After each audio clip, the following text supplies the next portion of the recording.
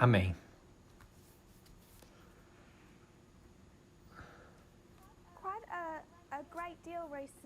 Recentemente, a gente tem discutido esse modelo, onde você olha para Israel antigo e vê que tem uma história alfa, que é a história de Moisés. E uma história ômega, que é a história de Cristo. O início e o fim de Israel antigo. Então a gente pega isso para a história de Israel moderno e vê o mesmo padrão repetitivo. Que você teria a história dos Mileritas, o início. Então a história dos 144.000, o fim. Alfa e ômega, o início de Israel moderno, o fim de Israel moderno. Isso é relevante e a gente pega muitas verdades sobre isso, mas eu quero que a gente veja um pouco diferentemente, um pouquinho diferente hoje. E a gente já fez isso, a gente tem feito isso mais e mais, mas eu quero que a gente veja a progressão e a conexão entre o início e o fim da nossa história. Então, muito do que a gente vai cobrir hoje é praticamente apenas uma revisando a história. Se a gente for olhar a Israel moderno,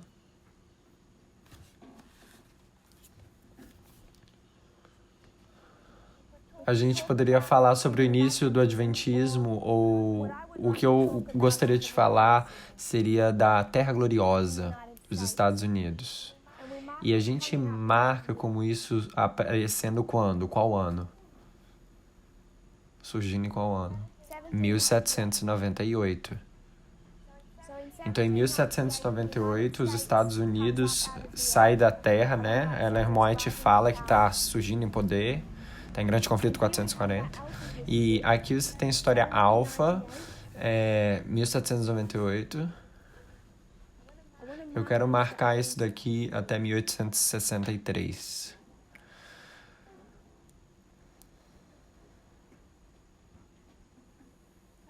Então, nessa história, 1798 até 1863, qual é o assunto nos Estados Unidos? Qual é o problema ali? Qual é o grande problema ali dentro da América? Todo o problema aqui é sobre a escravidão. A gente faz que isso dominou os ciclos de eleição. Tudo através dessa história não é apenas o problema é a escravatura, mas conectado com isso está esse conceito do excepcionalismo americano. Que Deus designou para eles serem esse grande império. Na verdade, foi a eleição de 1844 que definiu o que seria a América, como que pareceria a América. Na eleição de 1844 você tem dois lados. Um lado estava argumentando sobre os Estados Unidos como sendo esse país, se aqui é a América. Antes de 1844, os Estados Unidos é praticamente só a costa oriental ali, do leste. E o que eles decidiram nessa eleição de 1844 é que eles pegariam Texas, Califórnia e Oregon. Mas eles decidiram que eles iriam eles decidiram que ia ser uma terra que seria de mar a mar, entendeu? Então, toda a discussão durante esse período dos Mileritas era uma discussão sobre esse excepcionalismo americano e como isso se parece. E conectado com isso também, com todos esses assuntos, estava como eles iriam relacionar com o assunto de escravatura. Então, a gente entende que, do fim desse período da história milerita, no final ali dos 1850, nos anos se tornou um assunto de mais contencioso até 1861, quando se quebrou ali a Guerra Civil sobre o assunto da escravatura. E o Sul está tentando colocar ali o outro nome, falando eles não estão querendo brigar por causa da escravatura. Isso era uma teoria de conspiração, porque eles estavam lutando, sim, por causa da escravatura, entendeu? Eles tentaram mudar, assim, o motivo da Guerra Civil.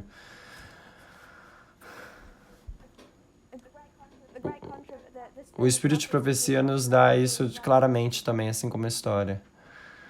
Então, em 1863, a escravatura é abolida. A escravidão.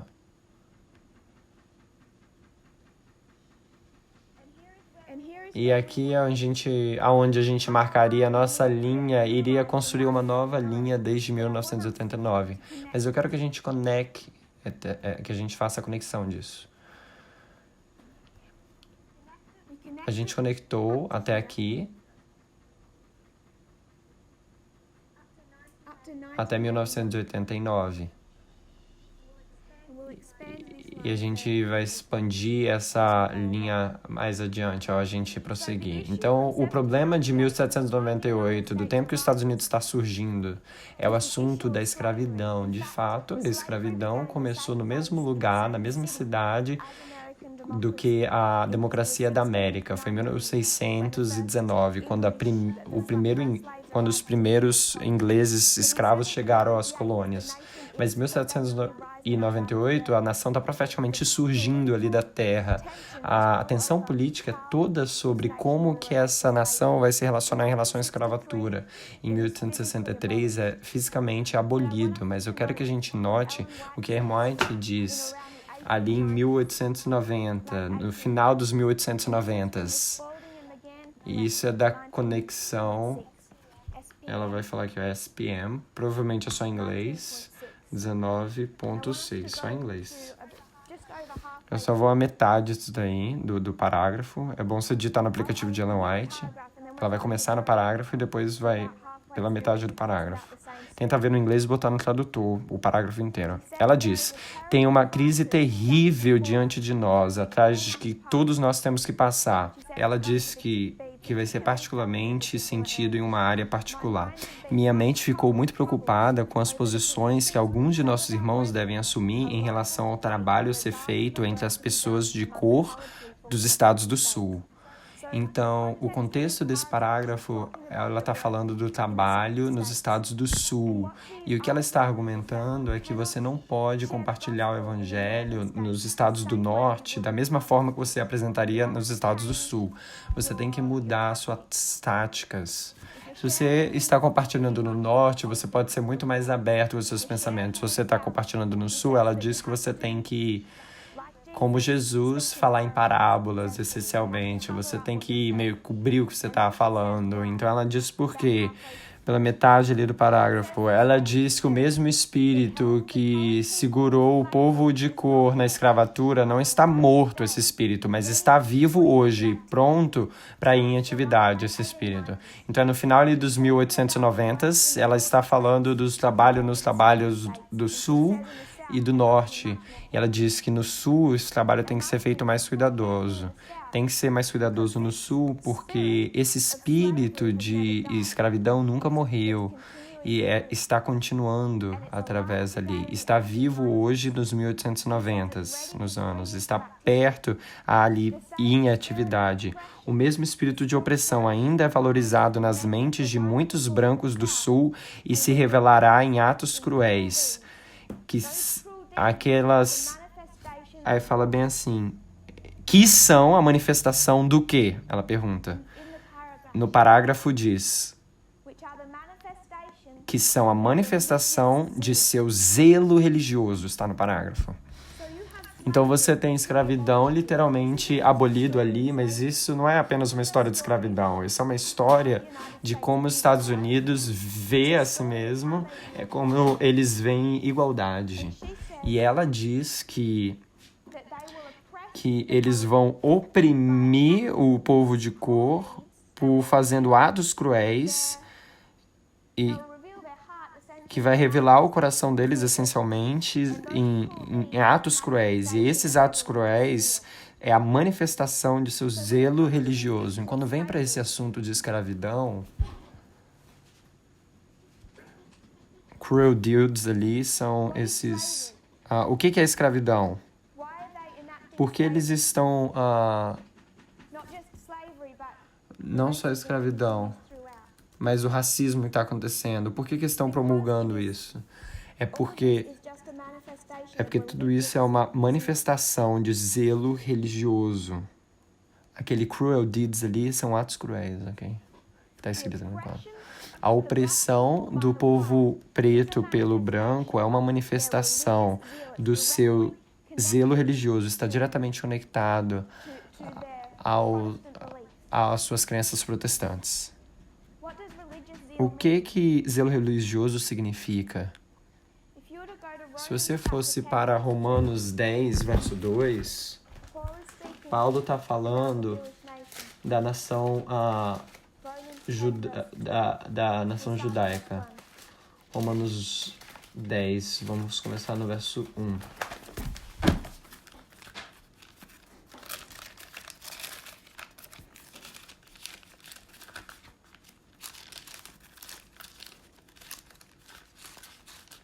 Diz bem assim, Romanos 10, verso 1. Irmãos, o bom desejo do meu coração e a oração a Deus por Israel é para a sua salvação, porque lhes dou testemunho de que tem zelo de Deus, mas não com entendimento. Então, o que Israel tem, ou a Terra Gloriosa original? Eles têm um zelo religioso, mas não está de acordo com o conhecimento.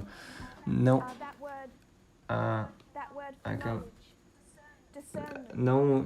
tinha discernimento. Era o zelo de Deus, o zelo religioso, mas sem discernimento. Sem um correto entendimento de Deus, essencialmente. Então, Paulo está identificando isso em Israel antigo.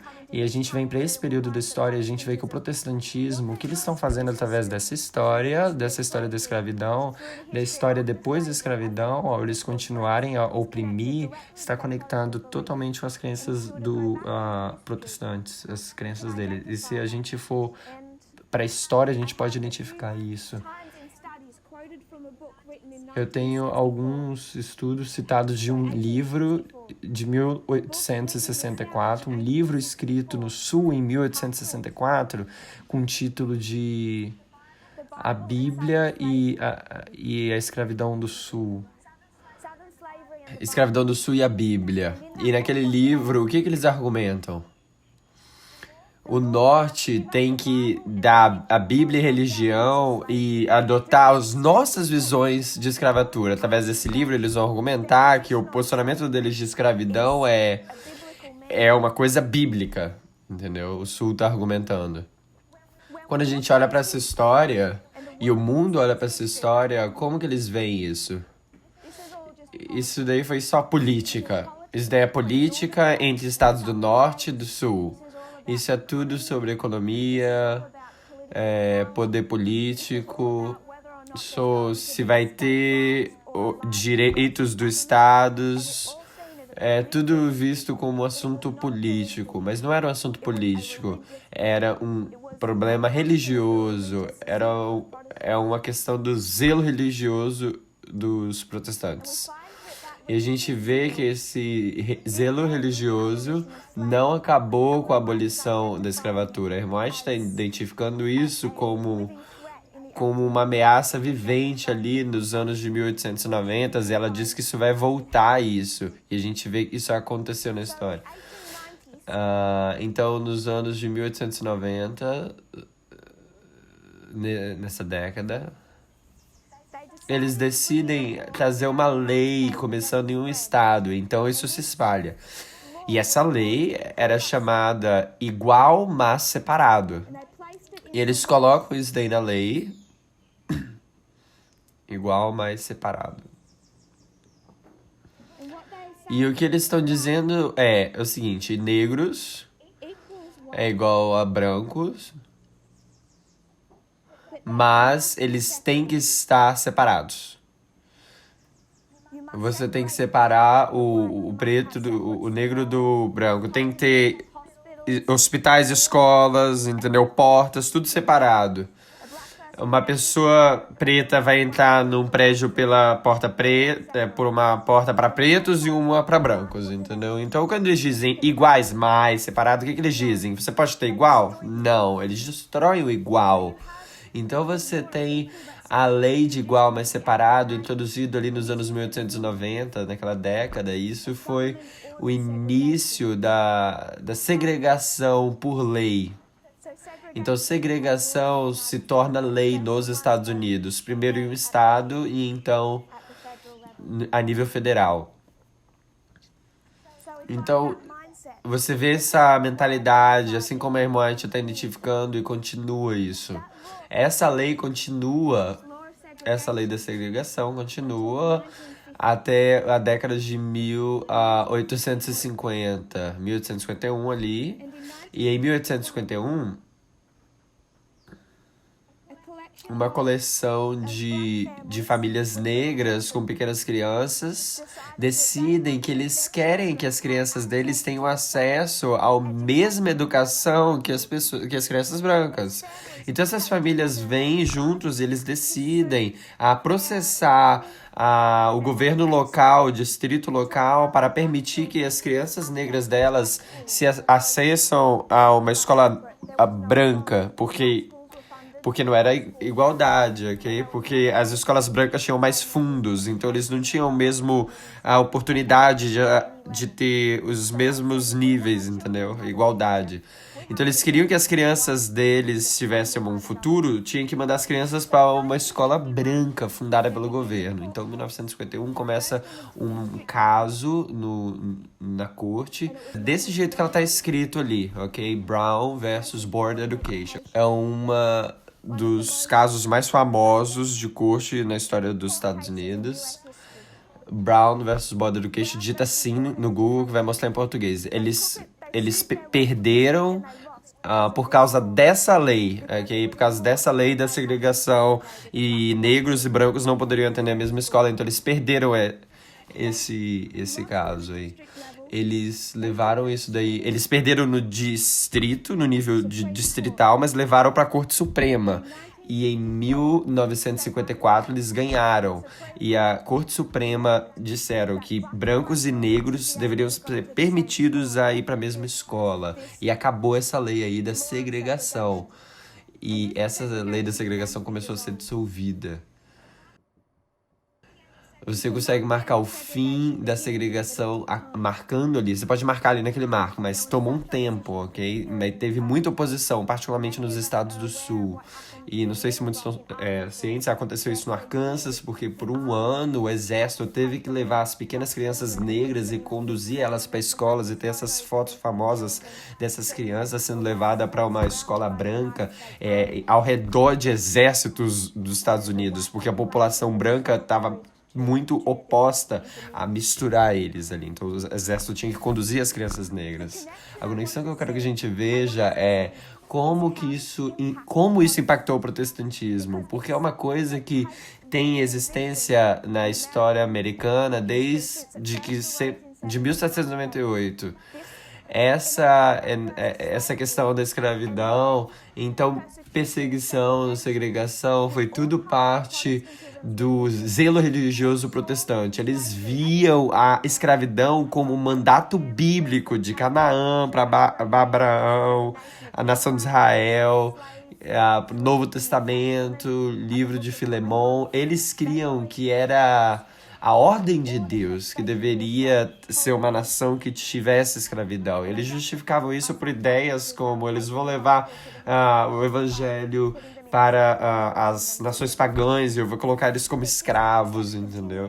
Isso continuou através da história, mas a mentalidade do protestantismo nunca parou. Então, quando esse caso da Suprema Corte fala sobre a segregação, qual é a mentalidade das igrejas protestantes, dos líderes? E a gente vai introduzir um dos líderes protestantes, que é Jerry Falwell. E tinham outros, mas ele é o líder-chave dessa história.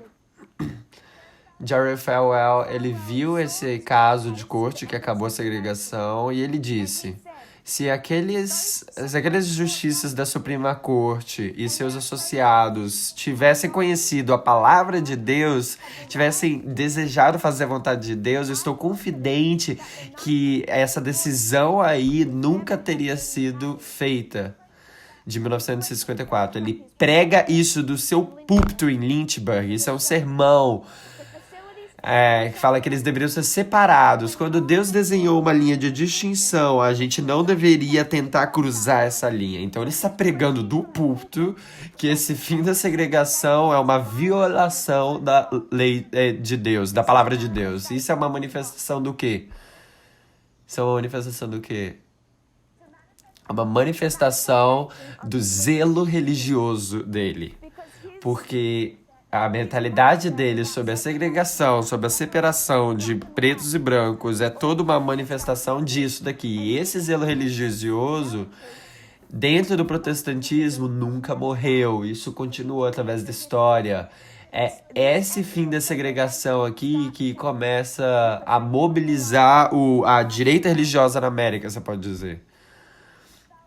Farwell continua no sermão dele, ele diz: a verdade, o negro verdadeiro, ele não quer integração, ele percebe o seu potencial, ele é bem melhor entre ele e a sua própria raça. Ele anuncia que a integração iria destruir a raça branca, e uma cidade do norte, ele disse que um pastor amigo dele já estava vivendo próximo de um casal ali de negros e brancos. Ele já estava vendo isso vendo nas escolas, mas também já estavam vendo isso perto ali de onde eles estavam vivendo. Eles estavam vendo isso como uma destruição da raça branca.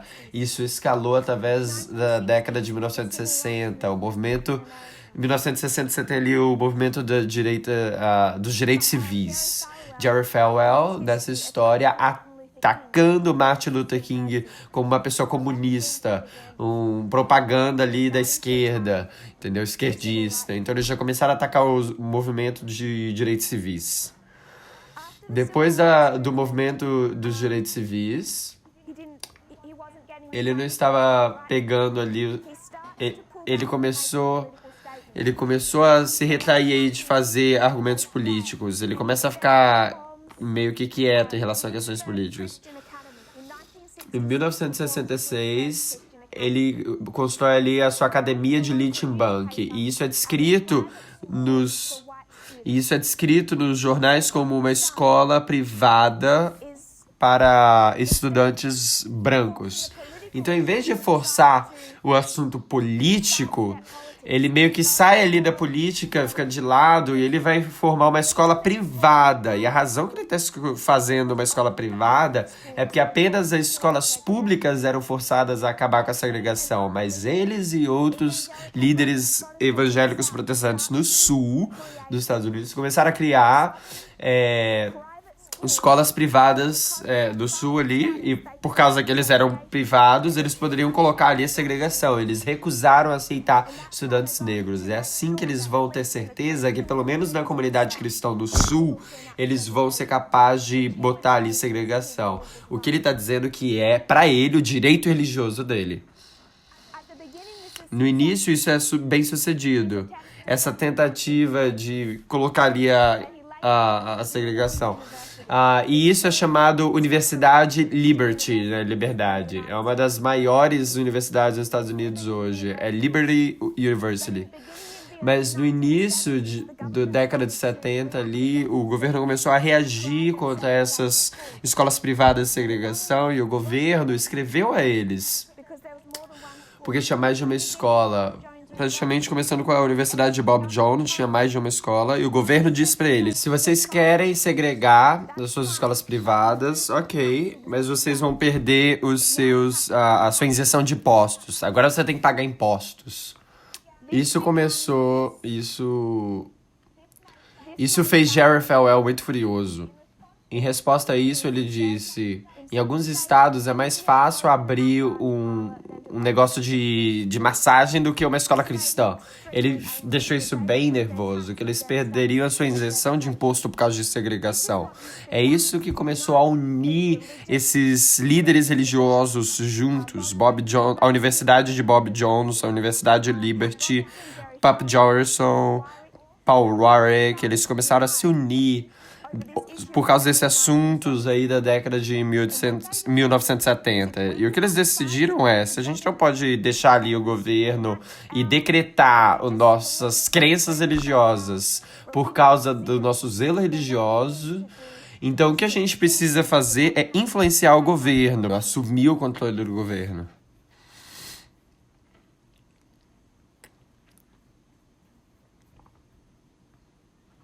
Paul Warwick, ele era o líder nesse trabalho, na metade ali da década de 70. Então, 71, o governo diz a eles que eles precisam parar, não apenas sua segregação, mas uma vez que eles percebiam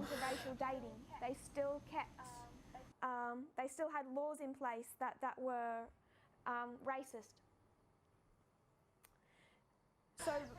Então, de 1971 até na década toda ali, 1970, eles começam a formar, a vir juntos ali, a se juntar, ter reuniões, começar a decidir a pauta deles, a agenda deles, como eles vão impactar o governo, para trazer o governo para o que eles creem e seria o mandato bíblico. Paul Warwick diz que eles tinham que formar uma nova filosofia política colocada numa linguagem não política. Então tem que parecer secular, tem que parecer político, não religioso. Então quando eles alcançam esse poder político, então eles podem recriar os Estados Unidos. Ele leva isso como uma guerra santa. Ele fala, a gente tem que trazer a nação de novo aos padrões morais que fizeram a América grande. A gente tem que influenciar aqueles que governam a gente, os evangélicos americanos. Os evangélicos americanos, eles tinham ficado fora da política, mas tudo mudou ali nos anos de 1970, na década, com o advento da maioria moral. Em 1979... eles formaram o que era conhecido como a maioria moral.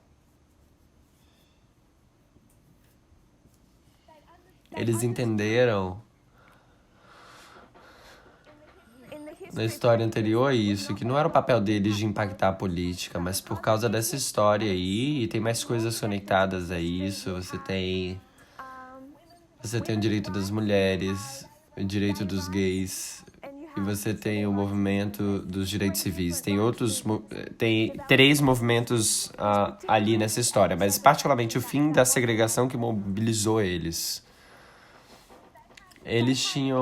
Os evangélicos líderes tinham crido que eles tinham que se afastar da política, mas tudo mudou ali na década de 70 e eles formaram essa coalizão ali da maioria moral. Um professor de religião de uma colégio, Ram Dama, disse pela primeira vez que pela primeira vez os evangélicos se tornam ali juntos com o Partido Republicano. Eles não estão trabalhando apenas com os republicanos. Uma vez que eles começam esse movimento político, eles estão apontando ali para um partido, e esse é o Partido Republicano. Eles se tornam ali juntos, entendeu? E você vê uma aliança desenvolvida entre Ronald Reagan e os líderes evangélicos, conhecido como a maioria moral. A maioria moral foi politicamente ativo por 10 anos, de 79 até 89. E a primeira agenda deles era para colocar Ronald Reagan eleito. Eles sucederam com isso em 1980. Eles colocam ele é eleito. Isso é o passo 1. Isso é direto ali de Jerry Falwell. 79 bota Ronald Reagan eleito. Em 88, se não me engano, ele coloca George Bush eleito, passo 2. Eles se uniram com os partidos republicanos, eles colocaram 2 presidentes no poder, e eles queriam decretar a agenda política deles, primeiro Reagan e depois Bush. Em 1989, o movimento de 10 anos dissolve. E Jerry Falwell diz que a maioria moral está ali estabelecido e eles vão continuar a impactar a política nas gerações que vão vir. Eu quero citar um sociologista, Martin Marsburg, alguma coisa assim. Ele argumenta que esse movimento, a maioria moral, é um protesto patriarcal e tem a intenção de estabelecer a liderança de homens no governo, na família e nas religiões. Então, um movimento de protesto patriarcal em resposta ao movimento feminista. A imersão da maioria popular veio a tempo quando estava tendo esforços cristãos para estabelecer o direito de mulheres, pessoas de cor e a comunidade LGBT. 3 movimentos de direitos. A maioria moral representa os conservadores, a reação dos religiosos conservadores a essas ações. A maioria, esse grupo foi de fundamentalistas evangélicos e conservadores protestantes, e alguns conservadores mobilizou os conservadores, a coalizão deles, e evangélicos. Através dos 10 anos de existência, a maioria moral se tornou uma força poderosa dentro da política conservadora no Partido Republicano. Jerry Falwell e a maioria moral trabalhou com outros evangélicos conservadores iguais e fundamentalistas cristãos, líderes, e ela está dando uns nomes. Esses são os nomes que ela está dando. Essa grande coalição de conservativos mais representando-os ali veio a representar o direito religioso, teve um grande impacto no Partido Republicano e na política pública, começando com Reagan, particularmente com Reagan. Os candidatos republicanos reconheceram o poder da direita religiosa como um bloco de voto, então. E eles visitaram com rotina as instituições evangélicas e fundamentalistas, tantos como a Liberty University, a Bob Jones University. Os esforços da maioria moral e outras importantes organizações dentro do direito religioso, como o Foco na Família, são organizações que levaram à derrota de legislações como legislações de igualdade, que tinha que estar na Constituição declarando que homem e mulher são iguais e deveriam ter direitos iguais. Eles derrotaram isso, essa bancada cristã de direito. Também, em relação a direitos LGBTs, mesmo os assuntos ainda ecoam hoje. Eu quero que a gente lembre dessa frase. Assuntos similares ecoam hoje. O movimento de Falwell mostra a sua troca ali na sua perspectiva religiosa. Ele mudou.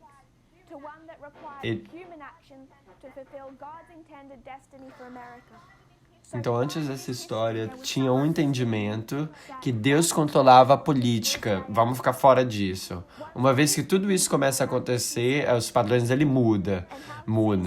E agora o que ele vê, agora que Deus vai controlar a política através do seu povo ou da direita cristã. Então, a gente tem que ser ativo se a gente quer cumprir a vontade de Deus para a nação. Falwell morreu em 2007 e os esforços para combinar a igreja, seus esforços ali passou para o seu filho, Jerry Falwell Jr. Jerry Falwell Jr. Ele é feito do mesmo material que o pai, ele continua ali todo esse pensamento conservador ao extremo que ele defende ali que os estudantes da própria universidade carregam armas. Ele demonstra ali sua aprovação da emenda 2, né, de armas. Estudantes recentes argumentam que a América cristã branca, da qual o direito religioso permanece dependente, está em declínio. No entanto, como exemplificado pelos mais de 81% dos cristãos evangélicos brancos votaram para Donald Trump na eleição de 2016, fazendo o legado de Jerry Falwell, tornando-se uma figura tão importante quanto Reagan para o Partido Republicano. A gente falou sobre essa história de 79 a 89. A gente focou na Igreja Católica, João Paulo II. É fácil para nós dormir na nossa mentalidade de adventista e simplesmente ver essa aliança secreta que não foi tão secreta. E a gente coloca como João Paulo II como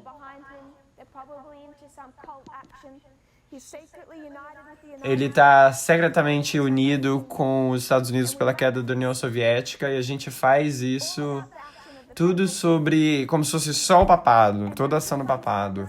E tem um lugar para entender, sim, João Paulo nessa história, mas isso não impactou a nossa linha de reforma presente para ver onde Donald Trump está hoje, tanto quanto a ascensão de Jerry Falwell e a maioria moral.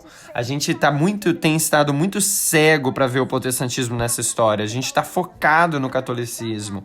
E quando a gente fez isso, a gente perdeu essa história.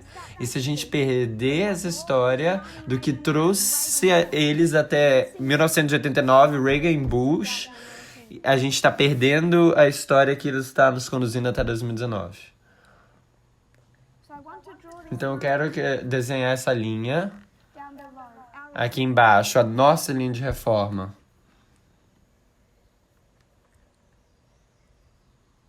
$1989. 1989. Se a gente fosse olhar para 1989, a gente tem dois presidentes, Ronald Reagan e Bush. Então a gente identificou dois presidentes em 89. Reagan, acabando o seu termo ali, Bush começa. Então 89 é o início da nossa linha de reforma. O que nos trouxe até 89 foi os 10 anos da maioria moral, onde a moralidade deles, do chamado a maioria, né, decidem forçar a moralidade da maioria na minoria através da política.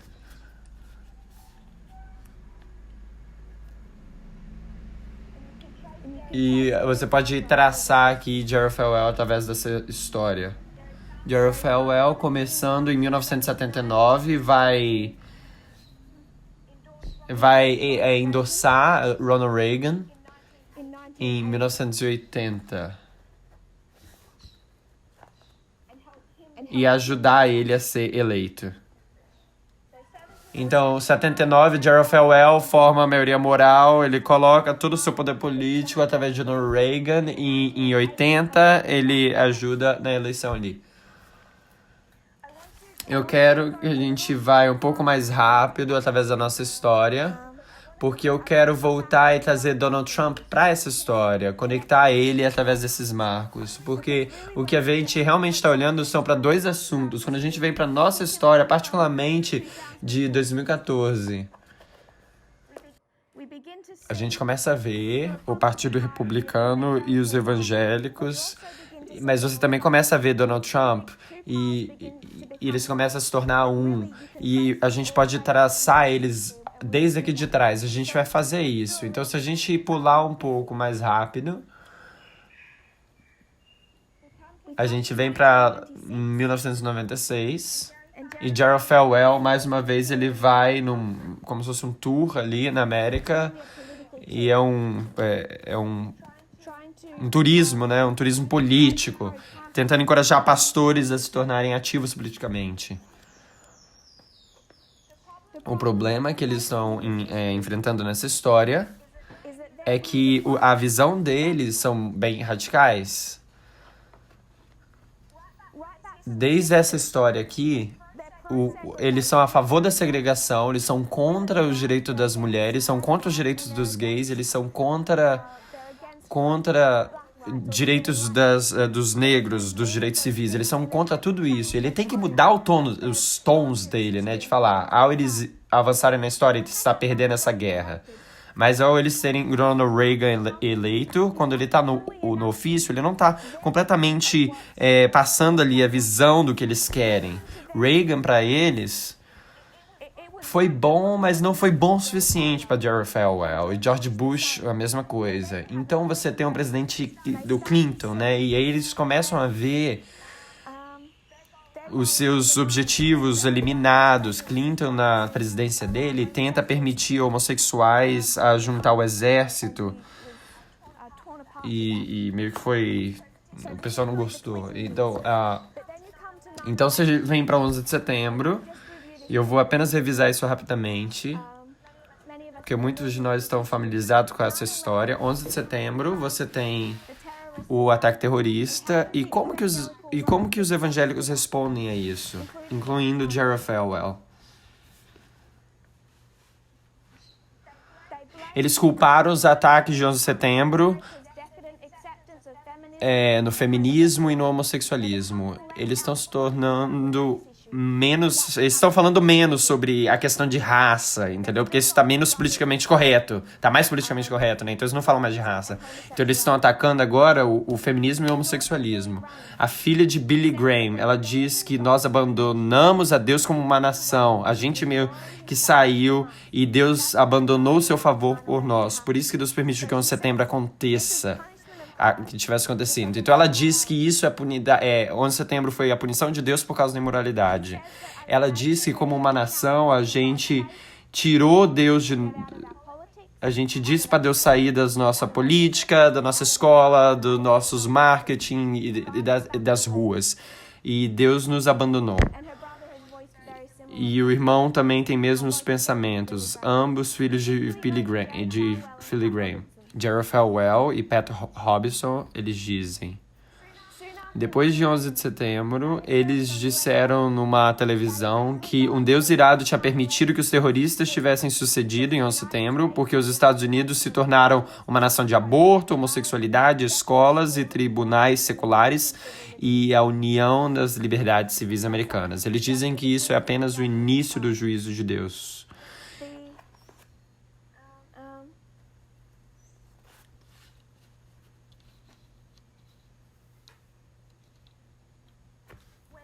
Quando tem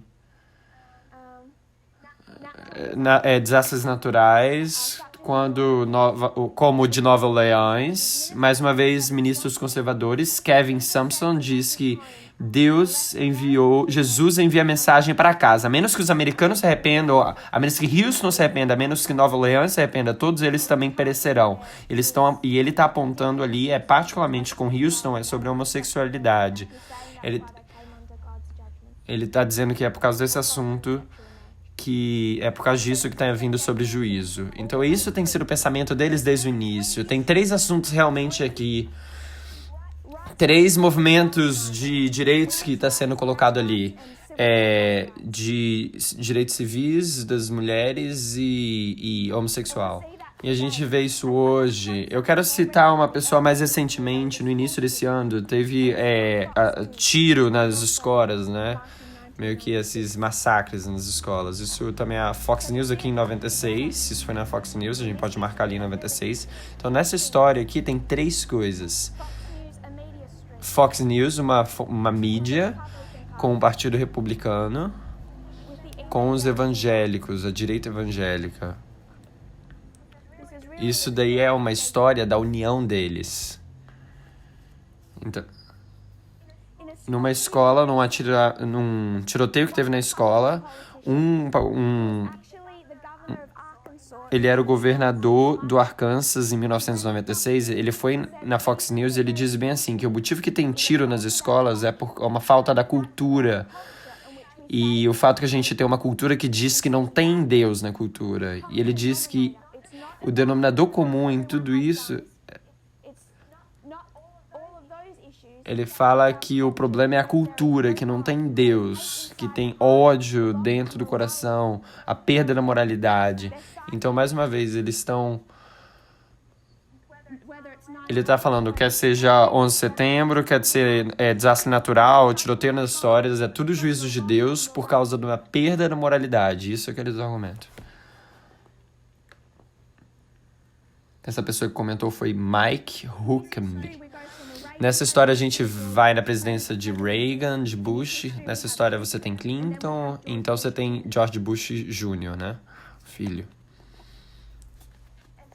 E através dessa história você encontra que eles estão lutando para fazer a mudança política, essa mudança política que eles querem. Então você vem para a história de 2008 e tem a presidência de Obama. E isso é como se fosse um pesadelo para essa direita cristã. Mas eu quero falar dos nossos marcos.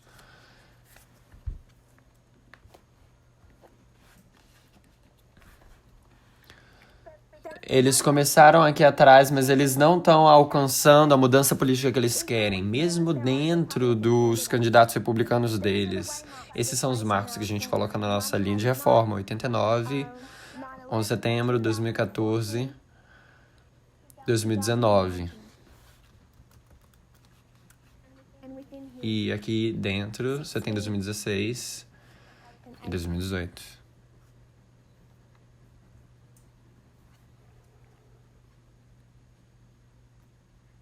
Em 2008, você tem a presidência de Obama, mas você também tem o início de uma crise financeira. E essa crise financeira, ele alcança a sua extensão completa em 2009. Alcança a sua extensão completa em 2009, a crise. E quando essa crise devasta a economia americana, você tem o início de um movimento dentro dos Estados Unidos. Esse movimento é conhecido como o movimento Tea Party.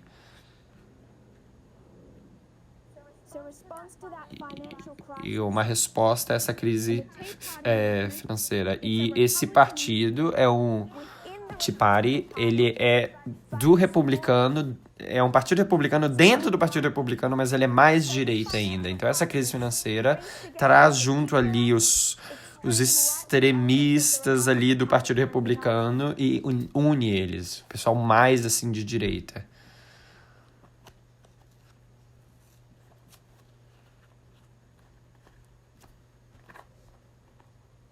Então, os republicanos de direita unidos, está escrito ali. Eu quero citar esse daqui é do Washington Post, diz bem assim: um grupo importante abriu o caminho que Trump seguiu. O movimento da festa do chá, que é o Tea Party Movement, em substância e estilo Trump, realizou a agenda que os republicanos do Partido do Chá forjaram nos anos de Obama.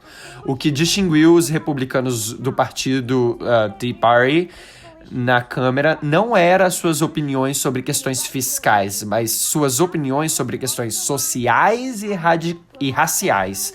Os membros da casa mais alinhados com o partido do Tea Party eram os mais sociais e racialmente conservadores do que os outros republicanos. Ele cresceu como uma ala marginal do Partido Republicano. Mais uma vez, isso não é só economicamente, isso é eles se unindo em questões sociais e raciais. Os seus fundamentos ideológicos são muitas vezes descritos como oposição à intervenção governamental na economia. Isso também foi alinhado com a teoria de conspiração sobre o nascimento de Obama. Scott Reynolds Nelson, historiador que estuda a política das crises financeiras americanas, disse que o movimento do Tea Party é precisamente o tipo de grupo marginal que muitas vezes se levanta na esteira de uma calamidade econômica.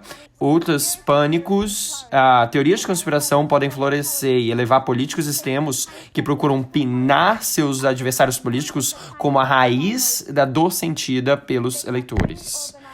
Esses são organizações que têm grande poder. Essas organizações marginais têm muito poder. Eu falava isso, os grupos marginais são as coisas para ver se quisermos compreender como será o nosso futuro. O diretor de estudos políticos no Niskanen Center, um think tank de Washington, diz: o ressentimento contra banqueiros não foi a única linha que ele escolheu em sua campanha para presidente de Donald Trump, né? Ninguém afirma que os imigrantes tiveram alguma coisa a ver com a crise financeira, mas essa foi uma linha de ataque ainda mais eficaz. Então, essa direita aí, dentro do Partido Republicano, esse partido Tea Party vem junto ali, se junta em 2009. E eles, primeiramente, o que caracteriza eles é teorias de conspiração. isso daí é essa teoria da conspiração do nascimento de Obama. Então não é apenas sobre política econômica, isso também é sobre racial, social e teorias de conspiração. E você consegue ver nessa história, Donald Trump começa a questionar ao nascimento de Obama, dizendo que ele não era, na verdade, um cidadão americano, dizendo que ele foi nascido na Quênia e todas essas teorias de conspiração. Ele acha que quanto mais ele questionava isso, mais ele se tornava popular. Tinha uma resposta. Então, por causa desse colapso econômico, tem um partido ali que se junta, populista, e tem suas bases em teorias de conspiração social e racial, particularmente em relação ao Obama. Isso começa a colocar a culpa do problema econômico nos Estados Unidos nos imigrantes. Isso tudo é uma repetição da história da Alemanha nazista. Quando a economia da Alemanha se colapsou, no final ali da década de 1920, no início de 1930, como que Hitler usou isso? O que Hitler disse? Ele disse isso para a agenda política dele. Hitler usou isso, dizendo que a crise econômica dentro da Alemanha era por causa de quem? Por causa dos judeus, era culpa deles. Então ele usou teorias de conspiração para conseguir poder político, para manipular as pessoas. De fato, a crise financeira fez com que os americanos se sentissem mais à vontade para expressar opiniões que eram anti-imigração, de acordo com um estudo publicado na International Migration Review em julho. Os dados da pesquisa pós-eleitoral sugerem que o apelo de Trump foi inicialmente devido a um medo de deslocamento cultural entre os eleitores brancos da classe trabalhadora. Um estudo mais recente nos anais da Academia Nacional de Ciência também desafia a simples narrativa da ansiedade econômica. Os resultados sugerem que os eleitores brancos, cristãos e homens se voltaram para Trump porque sentiam que seus status estava em risco. É o mesmo assunto que eles estão lutando ali nessa história, quando eles encontram que o status deles estão em risco. Então, em 2012, você vê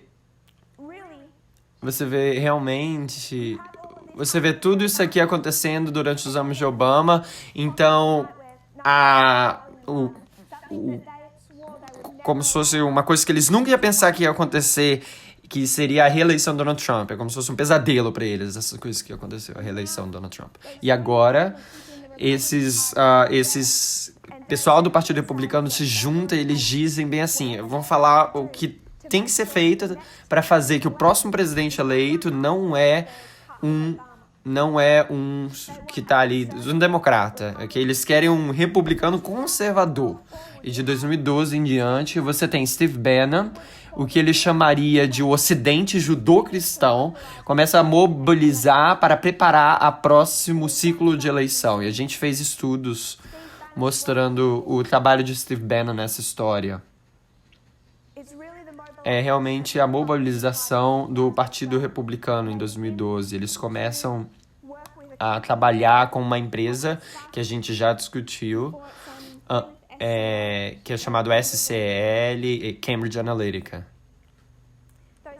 Essas empresas estão tentando usar essas dissoluções aí, particularmente com uma população branca cristã, e usar essas questões sociais para manipular a associação, o pessoal para votar na agenda deles, né? Manipular por causa dessas ideias.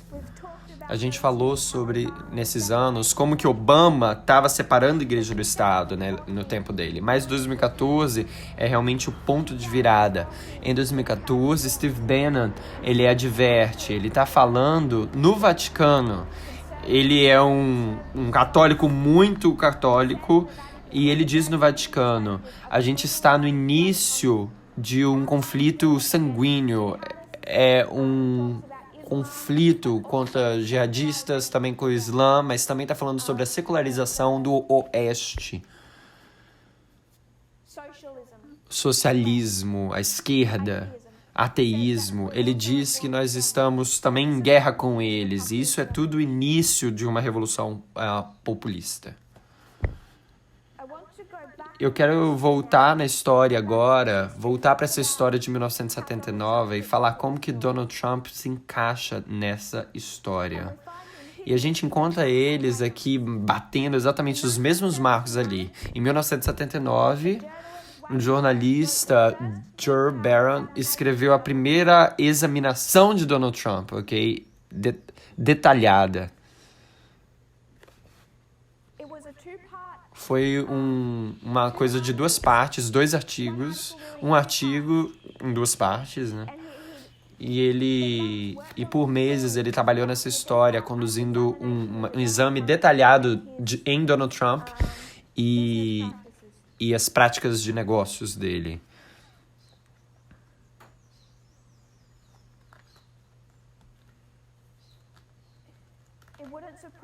Isso não iria nos surpreender que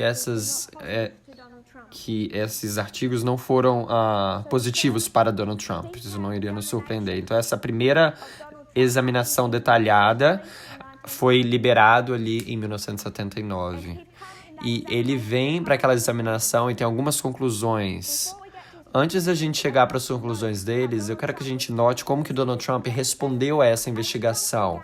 Como Trump começou a notar que alguém estava preparando para escrever artigos contra eles e estava investigando ele, Donald Trump começou a chamar Wayne Barrack, que é esse cara que escreveu. E ele entregou esse e ele lidou com os jornalistas em 2 formas diferentes. Primeiro, ele ameaçou processar ele e destruir ele. Segundo, ele disse: se você escrever para mim de forma favorável, eu vou te dar um apartamento. Você não precisa viver ali onde você mora, ali num lugar Brownsville, que era um lugar pobre. Eu vou te dar um apartamento e uma das unidades de Trump, né? Então, nas palavras de Wayne, então ele falou assim, Donald Trump tinha um suborno e uma ameaça. E é dessa forma que Donald Trump está trabalhando com a mídia desde o início, de ameaça ou suborno. Isso daí é citando desse artigo dele, em 79. Ele diz: neste, o primeiro de uma série de 2, vou examinar a personagem e a história da base de Trump em Brooklyn. Na segunda, vou traçar os detalhes que levaram às suas extraordinárias aquisições das 3 propriedades de Manhattan. Então ele está indo nas questões de negociais. E as negociações governamentais que as estão transformando em ganhos pessoais. Cada história, o Império de Brooklyn, as compras de Manhattan e os contatos do governo é uma história de exagero e abuso de poder. Como seu pai Donald Trump tem empurrado cada negócio ao limite, tirando dele o que ele pode obter, transformando conexões políticas em lucros privados à custa pública. Na primeira investigação, o que ele está investigando é que Donald Trump trabalhou através de abuso de poder e ele está usando as conexões políticas deles para criar uma coisa privada, entendeu? Diz bem assim, conexões políticas, transformando conexões políticas em lucros privados à custa política. E ele herou, né, essas poderosas conexões do pai dele, né? Ele tá pegando essas conexões que o pai tinha e ele tá usando isso de uma forma que é descrito isso como um abuso de poder. É um longo artigo e vai em todos os detalhes sobre isso. Eu não vou em todos os detalhes, mas é interessante. Mas os outros 2 pontos que ele investigou e ele coloca nesse artigo é como Donald Trump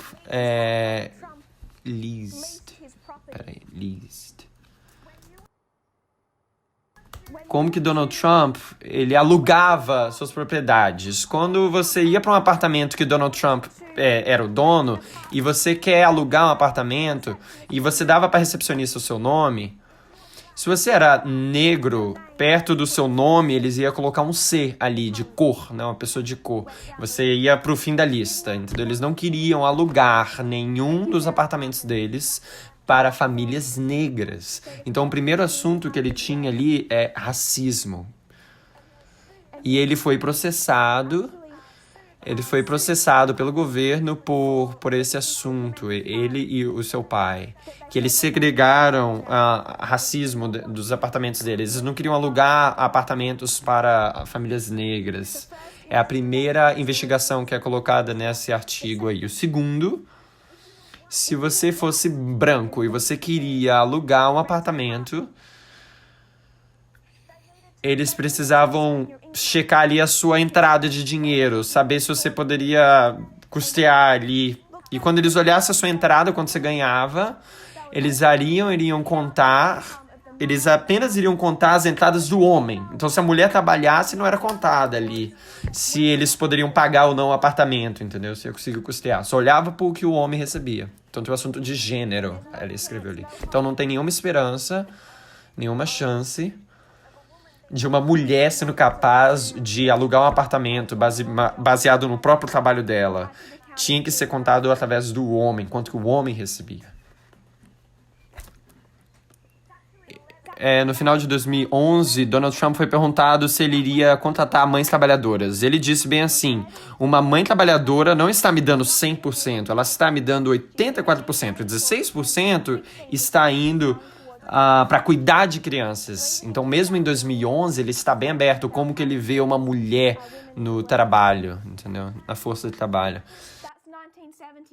Em 1988, ele dá dicas pela primeira vez que ele tem ambições políticas. Isso foi numa entrevista com Oprah. E ele está dizendo...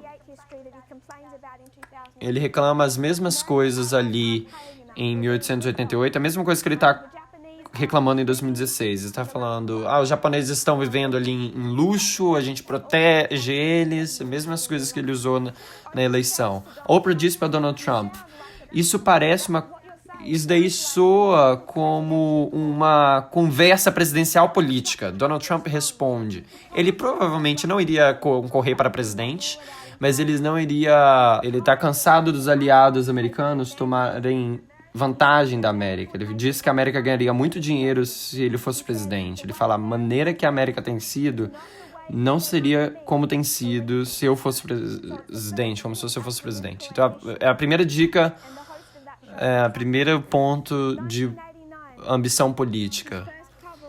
1989 é a primeira capa dele na revista Time, em janeiro de 1989.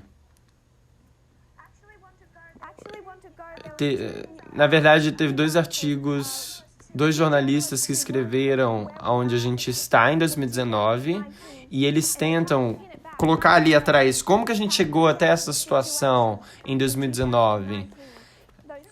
Esses 2 artigos pegaram 2 abordagens diferentes. Um diz, é tudo por causa de 1989. O segundo diz, é tudo por causa de 2014. Então eu quero voltar ao primeiro, que fala de 1989. O nome do artigo é 1989 foi o ano que trouxe Donald Trump. Ok? The Nation é o canal. O artigo diz, o presente vem de um passado que rapidamente esquecemos. Nós nos lembramos mal ou guardamos no mito. Mas onde a gente está agora, em 2019, é por causa de decisões passadas. Decisões diferentes, na altura, podem ter produzido resultados muito diferentes no aqui e agora. Donald Trump ascendeu à presidência como consequência das inúmeras escolhas que os americanos fizeram ao longo de décadas. Embora poucos desses foram feitos com Trump em mente, ele é o resultado natural das decisões que a América fez, né? De onde que veio exatamente o Trump? Como que podemos prestar contas de sua presença nociva como comandante-chefe, suposto líder do novo mundo? Eles começam essa jornada em 1989, a queda do Muro de Berlim. Quando a Guerra Fria acabou, os membros do conjunto inteligente de Washington, republicanos e democratas, declararam que as oportunidades que agora se apresentavam iam além do simplesmente estupendo. Na verdade, a própria história tinha acabado. Com os Estados Unidos como a única superpotência do planeta, o capitalismo democrático liberal estava destinado a prevalecer em todos os lugares. Não haveria outra maneira senão a maneira americana, American Way. Na verdade, porém, a passagem da Guerra Fria deveria ter ocasionado um momento de reflexão sobre os diversos erros e compromissos morais que mancharam a política dos Estados Unidos entre os anos de 40 aos anos 80. Infelizmente, as elites políticas não tinham interesse em segundos pensamentos e certamente não eram remorsos ou contrição. Na década de 1990, a doença da vitória desenfreada alimentou uma arrogância extraordinária e um padrão de comportamento imprudente informado por uma suposição de que o mundo estaria em conformidade com os desejos da nação indispensável. Então, qual é o assunto aqui nesse assunto? Essa nação indispensável. É esse conceito do excepcionalismo americano, né? Que é dito aqui. A superpotência mundial. Eles têm que definir como isso se parece. Eles fizeram a escolha errada nessa história, eles fizeram a escolha errada nessa história no fim da Guerra Fria.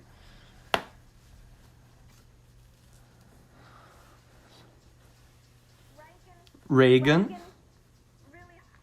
realmente, mais do que ninguém antes dele, ele pegou esse ponto do excepcionalismo americano mais longe, ele levou isso longe. Ele chama a América como a cidade no monte. Ele pegou isso como de uma frase antiga de séculos, de como que a América é essa nação especial, uma cidade na montanha olhando ali o mundo. 1989, a gente poderia discutir Trump. Ele tá na capa da revista Time. Também a gente quer anotar e traçar ele através dessa história. Também em 1989, que a esposa dele acusa ele de estupro. Isso é um padrão que a gente vê continuamente. A próxima vez você vê isso acontecendo é em 96. Mas foi a ex-esposa dele em 1989. Em 1996, ele se torna com 50 anos de idade. Ele tem 50 anos de idade em 96. Ele comprou a organização Miss Universo e imediatamente começou a atacar o peso da mulher que ganhou aquele concurso da Miss Universo. E é uma coisa que as pessoas ainda discutem. Ele chamou ela de máquina de comer por causa da aparência dela em 96. Então você consegue traçar o comportamento dele através daquela história. Ele também em 96 se junta com uma empresa americana para tentar estender o seu comércio para a Rússia, as práticas comerciais para a Rússia, com a ideia de construir um hotel na Rússia. Esse plano cai por parte, mas as pessoas voltam para aquela história e começam a traçar a história, como que ele interagiu com a Rússia. Em 2000, ele começa a sua primeira campanha presidencial e isso falha. Ele saiu, assim. Em 2000, se ele tivesse sido sucedido, em 2001 ele teria sido presidente. Lá atrás. Mas essa primeira campanha acabou em falha. Eu quero que a gente note como que ele responde para 11 de setembro, porque isso é ainda um assunto hoje. Ele usa 11 de setembro, aquele desastre natural, para cumprir ali o culto à responsabilidade. Ele fala como que ele estava lá, ele fala como que ele viu as pessoas caindo dos prédios, mesmo que ele estava 4 milhas longe, fora no Hotel Trump. Então, ele usa isso mesmo nos meses recentes. Esse conceito do papel que ele teve ali como primeiro respondente, as primeiras pessoas a responder ao 11 de setembro. Nada do que foi provado. Muito disso, na verdade, é desprovado. Mas então você vê a conexão da mesma forma que Hitler trabalhou. Ele usou desastres naturais como se fosse um combustível para o seu culto de personalidade. E Trump fez a mesma coisa, praticamente. Ele também diz que os muçulmanos dançaram, celebrando quando as torres caíram. Mais uma vez, teorias de conspiração. Fazendo isso para um culto à personalidade. Em 2009, a gente começa a ver uma mudança. Primeira coisa, né? Ele se junta ao Twitter, uma coisa que mudou as políticas, a gente sabe, né? E a outra coisa é ele se torna um republicano. Então ele se junta ao Twitter e ele se junta ao Partido Republicano. Por que ele faz isso? É em resposta a Obama, um presidente negro. Em 2009, ele se junta ao Partido Republicano. Ele foi dado anteriormente... Ele deu mais donações políticas para os partidos democratas do que para o republicano. Mas isso começa a mudar em 2009, 2010. Até que, em 2012, ele joga seu suporte financial para o Partido Republicano. Em 2009, ele se conecta com David Bossie. David Bossie é um dos proeminentes pessoas que faz teorias de conspiração com a Clinton. Ele trabalhou contra os Clintons quando o presidente Clinton era presidente. E ele tem mais do que qualquer outra pessoa. Encheu de teorias de conspiração com a família Clinton. E ele admite que foi uma agenda, uma pauta de direita, que foi feito intencionalmente pelos republicanos de direita. Ele foi demitido do seu trabalho por investigar os Clintons nessa história porque ele estava fazendo evidência, né? Criando.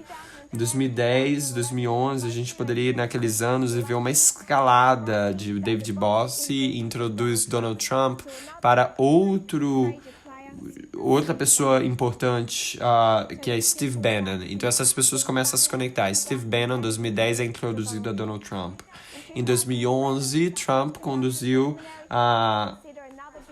ele começou a falar outras coisas preliminares para se considerar como um presidente, um candidato. Ele se encontra com líderes evangélicos e eles dizem que ainda não é o tempo correto. Bannon ainda diz não é o tempo correto ainda. E no final de 2013, Donald Trump se reuniu com um número de republicanos para discutir uma possível concorrência a governador de Nova York. Então, em dezembro de 2013, Donald Trump está tentando pensar sobre reentrar nas políticas, ou entrar na política. E o primeiro passo que ele está pensando seria como governador de Nova York. E o conceito escrito nesse documento que os republicanos dão para eles é que se ele começar como governador de Nova York, é o primeiro passo para o que pode, em alguns anos, se tornar algum presidencial. Então ele já está começando ali com uma ambição presidencial. Em janeiro de 2014, um pequeno grupo de agentes políticos se reuniram privadamente com Trump na Trump Tower. Um participante, o presidente do Partido Conservador lembrou que ele trouxe os documentos necessários para Trump formar um comitê exploratório para concorrer a governador. Donald Trump estava considerando a ideia. Eu não vou nos detalhes. O que Trump perguntou para esse homem particularmente é que ele queria que todos os oponentes políticos das outras pessoas que estavam concorrendo para a mesma posição, que eles saíssem dessa corrida de tentar a vaga, né? Então eles falaram para Trump que eles não poderiam fazer isso. Ele teria que concorrer como um candidato normal. Isso deixou Donald Trump nervoso, assim, e ele saiu dessa tentativa. Em 2014, ele faz a afirmação no Twitter: enquanto eu não estiver concorrendo para o governador do estado de Nova York, uma corrida que eu teria vencido, eu tenho planos muito maiores em mente. Fique atento, vai acontecer. Eu iria sugerir que em 2014 ele já está planejando a carreira política. Ele não vai ser governador de Nova York. Ele tem planos maiores em mente. Fique atento, ele diz. Em 2014, a gente tem o trabalho de Steve Bannon, como ele começa a fazer com o Partido Republicano e a Cambridge Analytica. Isso é onde a gente começa a ver as agendas diferentes se unindo. A gente falou sobre a Fox News, mas também sobre o Partido Republicano. Mas não apenas o Partido Republicano, particularmente os de direita dentro do Partido Republicano, esse Tea Party Movement ali. Começa a se unir com os evangélicos de direita e em 2014 eles acham o candidato ideal. E também em 2014 eles começam a decretar esse trabalho sobre a Cambridge Analytica, onde eles já estão mandando mensagens políticas, e essa mensagem política é sobre aqueles mesmos assuntos de raça, gênero e o que os Estados Unidos é para se parecer, como que é para os Estados Unidos se parecer. Outro artigo. Isso daqui é escrito em 2017.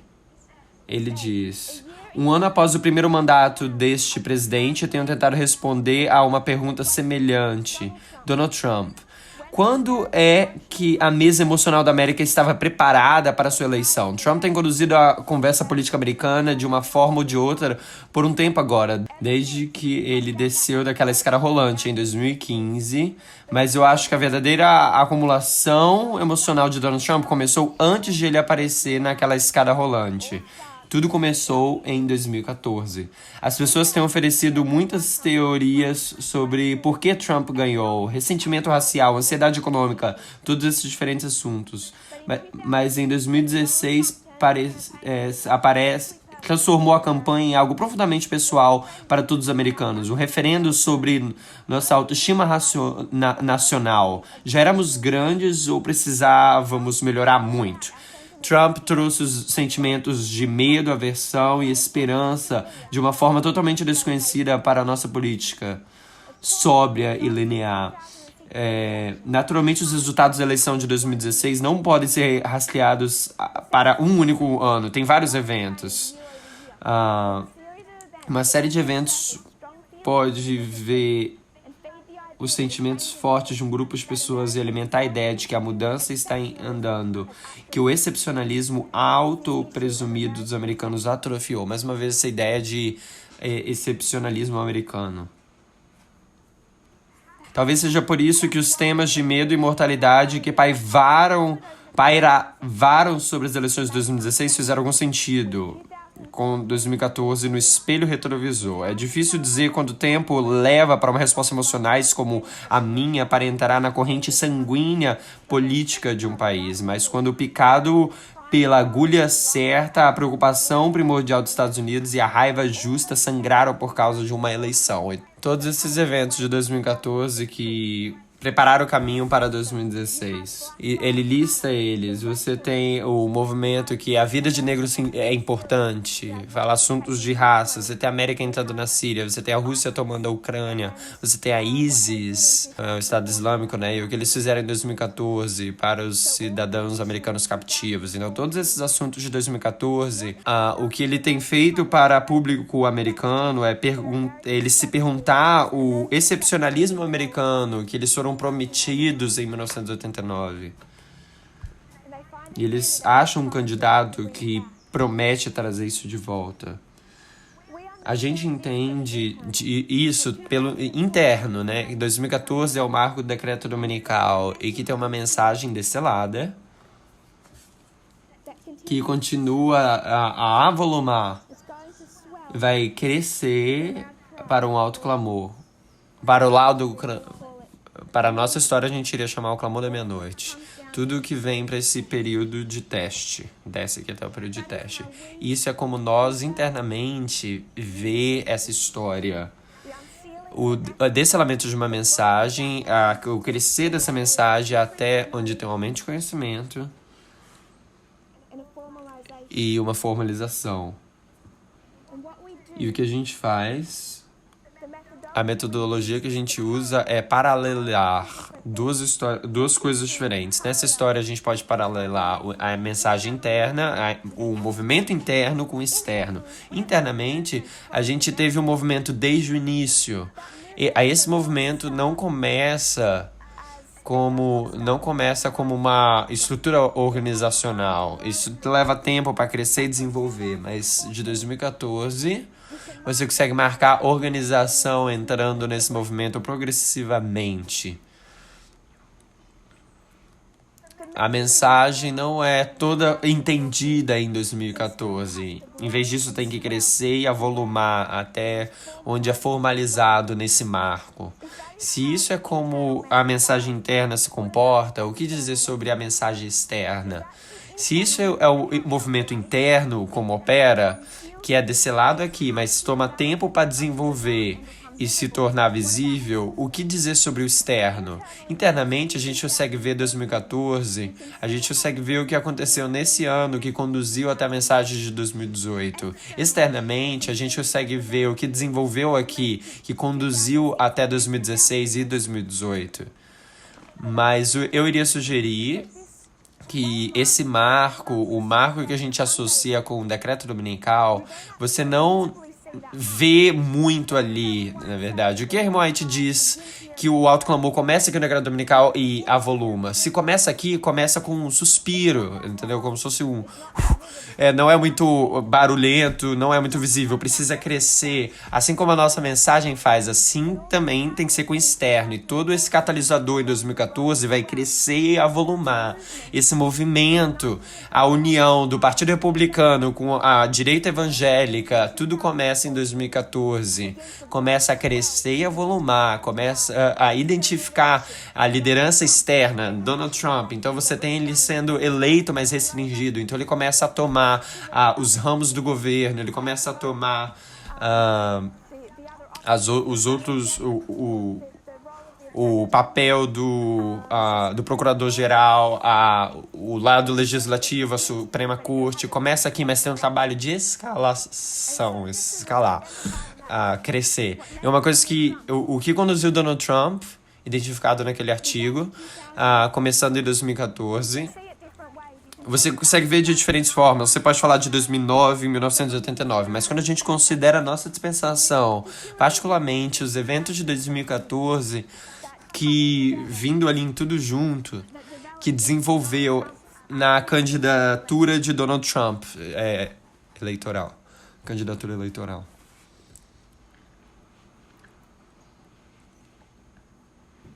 A gente se tornou organizado naquela história, eles se tornaram organizados naquela história. E eu iria sugerir que por trás disso tudo, se pareça político ou não, isso é um zelo religioso. O problema que as pessoas estão tendo é que eles não conseguem identificar nas políticas atuais na América que isso é um resultado do zelo religioso da direita religiosa. O que Donald Trump está decretando é a moralidade da maioria. E ao ele estar tomando a Corte Suprema, ele está fazendo isso mais e mais. Ele começou a tirar os direitos de mulheres, daqueles que se identificam como LGBTQ, direitos ele tira de outras raças. Direitos civis estão sobre a ameaça, a vida dos negros estão sobre a ameaça, a imigração, todos esses outros assuntos. A gente consegue achar isso tudo desde aqui de trás também. E se a gente voltar mais ainda, a gente consegue voltar lá em 1798, lá atrás. Eu quero que a gente termine em Grande Conflito, capítulo 38. Grande Conflito, capítulo 38. Tem a título a advertência final. Então, onde que a gente está na história? Se é a advertência final dada para o mundo, isso deve ser a última advertência que eles têm antes da porta fechada, antes da aprovação se fechar. Então a gente iria identificar a última advertência como autoclamor. Se você fosse ver os capítulos anteriores, eles estão todos lidando com a história do decreto dominical. No Grande Conflito, a irmã White fala sobre a história do decreto dominical, então a advertência final, então a porta fechada. Então esse capítulo 38, a advertência final, está lidando com essa história, a história do decreto dominical. Em português fala o último convite divino, capítulo 38. A gente vai Grande Conflito 610.3. Grande Conflito 610.3. Ela está falando sobre a história do autoclamor. Ela diz que enquanto Jesus permanece como intercessor do homem no santuário celestial, a influência repressora do Espírito Santo é sentida pelos governantes e pelo povo. Essa influência governa ainda até certo ponto as leis do país. Não fossem estas, e as condições do mundo seria muito pior do que ora é. Então o que ela está dizendo sobre essa história? A gente entende que a história do autoclamor depois do decreto dominical, o que está acontecendo com a Constituição?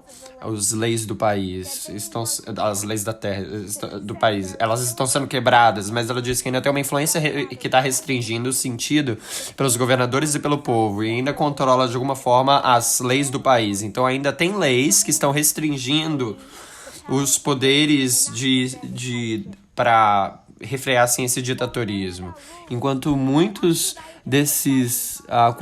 nossos legisladores sejam ativos agentes de Satanás, Deus também tem os seus instrumentos entre os principais homens da nação. O inimigo incita seus servos a que proponham medidas que estorvariam grandemente a obra de Deus, mas estadistas que temem o Senhor não são influenciados por santos anjos para que se oponham a essas propostas com argumentos irretorquíveis. Assim, um pequeno grupo de homens sustenta poderosamente correntes males. O que está acontecendo nessa história? Você tem os agentes de Satanás. É bom ler o parágrafo todo. Então, você tem os agentes de Satanás e os agentes de Deus. E o que estão os agentes de Deus fazendo contra os agentes de Satanás? Eles estão restringindo eles com argumentos irretorquíveis. Eles estão segurando ali uma poderosa corrente de males. Então, onde está a corrente de males? Aqui. Do outro lado, né? A linha má. A oposição dos inimigos da verdade será restringida a fim de que a mensagem do terceiro anjo possa efetuar a sua obra. A gente está na história da mensagem do terceiro anjo. Então, para que a gente tenha tempo para fazer esse trabalho, Deus tem agentes dentro do governo segurando ali essas correntes de males. Quando for dada a advertência final, prenderá a atenção das pessoas influentes por meio de quem o Senhor está agora a operar, e algumas delas aceitarão e manter-se-ão com o povo de Deus durante o tempo de angústia. Então, nessa história, a gente não está falando sobre esse movimento, os agentes de Deus e os agentes de Satanás, ou alguma força nebulosa. A gente está falando sobre políticos dos Estados Unidos e dois grupos dentro da política dos Estados Unidos, que entre o clamor da meia-noite e o fechamento da porta, estão indo para fins distintos, dois lados diferentes. Os agentes de Satanás estão trazendo essa corrente de males e um está trabalhando com uma restrição. Por que é que nessa história a gente está traçando os eventos da guerra civil interna? Porque um é uma corrente de males e o outro está restringindo essa corrente de males. Por que é que em 2018, no outubro, a gente predizeu que nessa história teria um impeachment? Por que a gente vê o impeachment aqui?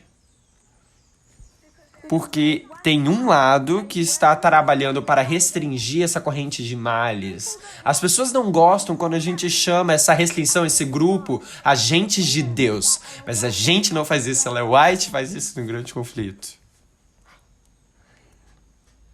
Pessoas identificadas como agentes de Deus, eles são aqueles, desse lado do argumento, que se você quiser ser específico, aqueles que estão impeaching Donald Trump, dando impeachment nele, por aí 99% democratas, que têm a única esperança de aceitar a verdade, juntar ao movimento de Deus quando a última advertência final for dada. Alguns deles vão aceitar, alguns deles desse lado, não alguns desse outro lado. Ela está identificando externamente duas fontes de informação.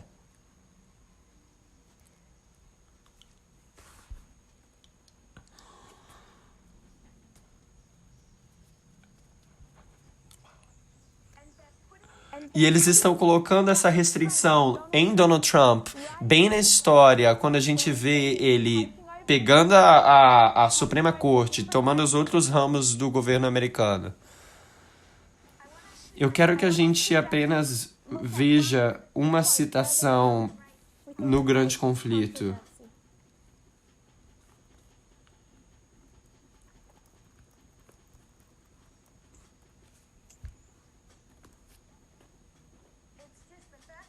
É a primeira frase de 611.3, Grande Conflito 611.3. 611.3. A grande obra do Evangelho não deverá encerrar-se com menor manifestação do poder de Deus do que a que assinalou o seu início. Quando que a grande obra do Evangelho se fecha na nossa linha de reforma, falando dos sacerdotes? Quando que a grande obra do Evangelho se encerra nos sacerdotes em 2019? Quando que começa?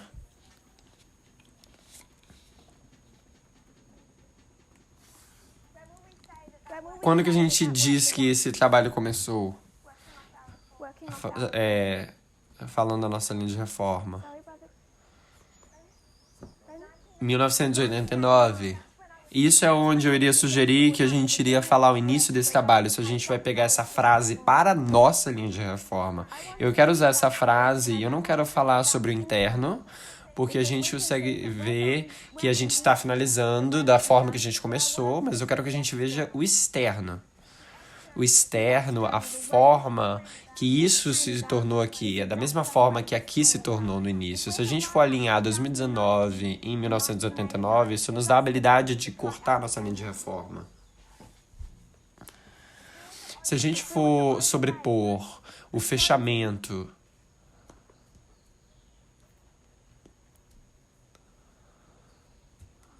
isso daqui é o fechamento, o encerramento, com a abertura.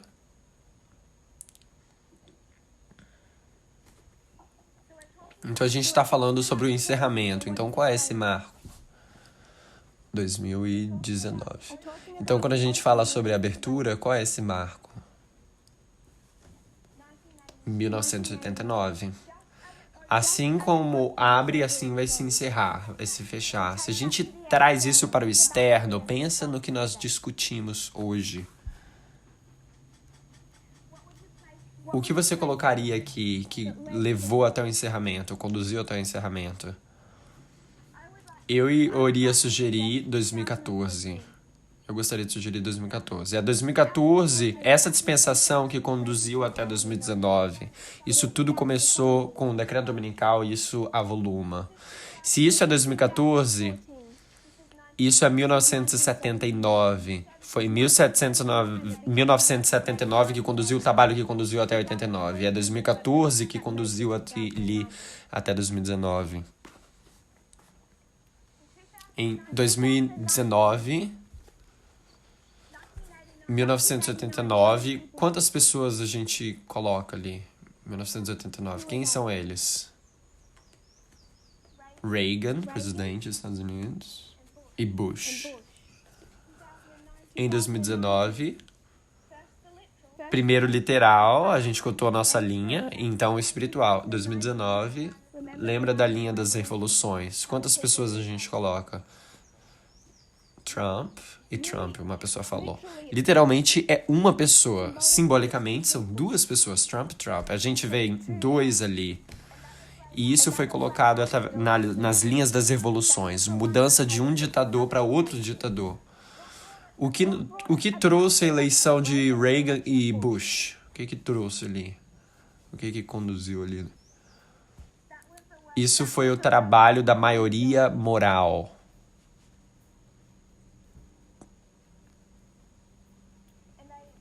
E eles alcançaram sua primeira vitória quando?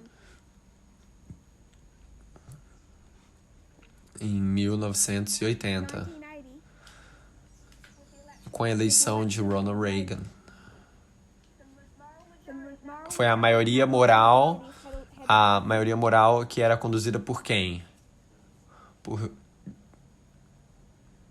Jerry Falwell, ela está escrevendo. Eu quero lembrar-nos daquele artigo que a gente leu anteriormente, no início. O movimento que conduziu a 1989, esse movimento de 10 anos da maioria moral, era um protesto patriarcal, um movimento de protesto patriarcal destinado a restabelecer a liderança e a autoridade dos homens e suas famílias no governo e instituições religiosas. Ele surgiu em um momento em que houve esforços crescentes para estabelecer os direitos das mulheres, das pessoas de cor e da comunidade LGBTQ. A maioria moral, portanto, representou a reação religiosa conservadora a esses esforços. É um exemplo uma manifestação do zelo religioso deles, que conduziu até 1989. A maioria moral provinha principalmente de cristãos brancos fundamentalistas e evangélicos, embora também incluísse católicos, conservadores e protestantes da linha principal. Mobilizou, assim, uma coligação religiosa e política conservadora mais ampla do que apenas os evangélicos conservadores brancos. Também teve um envolvimento católico. Tem um envolvimento católico nessa história? Steve Bannon. Não é apenas os evangélicos, ele se une com a forma conservadora da Igreja Católica. Mais frente foram os esforços da maioria moral e outras organizações importantes dentro do direito religioso mais amplo, com foco no Focus on the Family, que levaram à derrota da legislação, como a emenda de igualdade dos direitos e esforços para bloquear a legislação que promove os direitos no LGBT. Questões semelhantes e com hoje, em 2019, apresentadas sobre o pretexto de liberdade religiosa para os cristãos. É o direito religioso de ter escravos, é o direito religioso para segregar, é o direito religioso para dictar a moralidade deles sobre a minoria. Toda através dessa história, você tem eles usando esse argumento que é o direito religioso deles para sustentar esses princípios. E é sempre esse mesmo argumento, e é sempre conectado com o zelo religioso deles. Não é um argumento político completo. O santo. Jerry Falwell conduziu a Reagan em Bush. Em 2015, início de 2016, você tem Jerry Falwell, filho, né, o Júnior, jogando o seu peso político em Donald Trump. Jerry Falwell conduziu a direita evangélica para endossar a candidatura de Donald Trump. Seu pai, Jerry Falwell, o pai, né, uniu a direita evangélica para endossar Ronald Reagan e ter ele eleito. Eles seguem o mesmo padrão e tem sido o mesmo trabalho com a mesma mentalidade que trouxe Donald Trump nessa história. É o que começou a nossa linha de reforma bem no início e é os mesmos assuntos que galvanizou eles, o mesmo assunto de igualdade, não apenas raça, que é evidente através da direita, o pessoal de direita, os movimentos de direita, mas também assuntos de igualdade quando vem o assunto de gênero e quando vem o assunto de homossexualidade. É isso que conduziu a gente até 1989, é o que conduziu a gente até Donald Trump em 2019. As pessoas dizem que tudo que a gente está ensinando é política e que é um movimento político, mas o que eles não identificaram é que tudo esses assuntos de raça foi uma manifestação do zelo religioso das igrejas protestantes. E o que a gente está vendo hoje sobre Donald Trump é exatamente a mesma coisa. O zelo religioso dos protestantes conservativos, o movimento conservativo dos protestantes.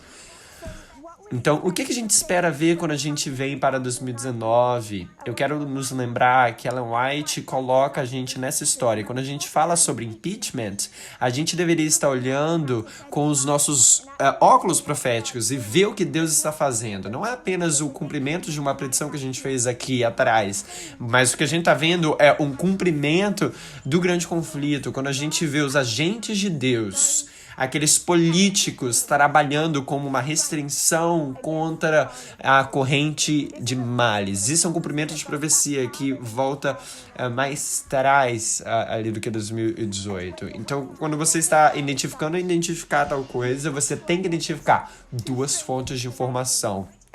E quais são os agentes que representam cada chefe, né? Cada líder. Qual agente representa cada um? Querido Pai Celestial, muito obrigado pelas suas bênçãos. Obrigado, Senhor, porque o Senhor nos mostrou onde a gente está na história. E a gente não tem confuso, a gente não pode estar confuso onde a gente está, porque o Senhor deixou tão claro para nós, delineado. Eu oro, Pai, que o Senhor nos ajude a entender essas coisas. São muitas informações, mas, Pai, eu oro para que nós entendamos os conceitos, que a gente estabeleça ensino por parábola, nessas coisas fundamentais, que a gente possa confiar que o Senhor está nos mostrando Como o Senhor prometeu que o Senhor iria revelar aos seus servos os profetas, o Senhor está nos mostrando esses eventos momentosos e o que eles significam para nós. Eu oro que o Senhor nos traga mais claridade e que nossos pés possam estar mais estabelecidos, firmados nas suas verdades. Eu oro isso em nome de Jesus. Amém.